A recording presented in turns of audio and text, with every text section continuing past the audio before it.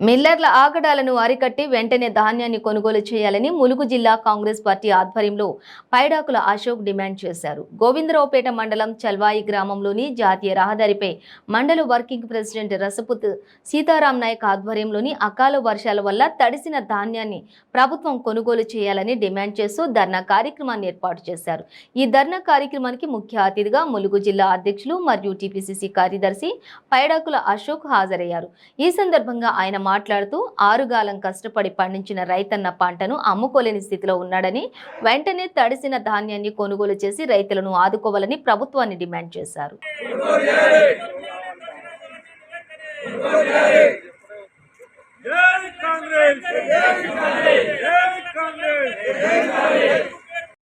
Insurance లేదా, మరి రైతుకు డబ్బులు లేవా, మరి కాలం నెత్తి మీదకి వచ్చే, ఇప్పుడు ఖరీఫ్ సీజన్ దగ్గరకు వచ్చే పెట్టుబడి పెడదామంటే డబ్బులు లేవా, మరి ఇంకా ధాన్యం అంతా ఇక్కడనే నిలువ ఉండే, ధాన్యం నీ ఇష్టం ఉన్నట్టు అదే వేయద్దు ఇదే వేయద్దు అని అన్నావు. సరే మళ్ళీ వేసుకో అన్నావు. వేసుకున్న తర్వాత ఎవరు కొనాలి?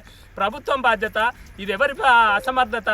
దయచేసి ఇప్పటికైనా కేసీఆర్, మీ పాలకులు, మీరు అందరు సరైన నిర్ణయం తీసుకొని ఇప్పటికైనా ఈ 2-3 రోజులలో కనుక ధాన్యాన్ని తరలించకపోతే రైతుల ఆత్మహత్య శరణ్యం అవుతుంది. ఇంటి ముంగడికి వచ్చి మేము ఆత్మహత్యలు చేసుకోవడానికి కూడా సిద్ధపడతాను. రైతుకు వచ్చేదే గిది.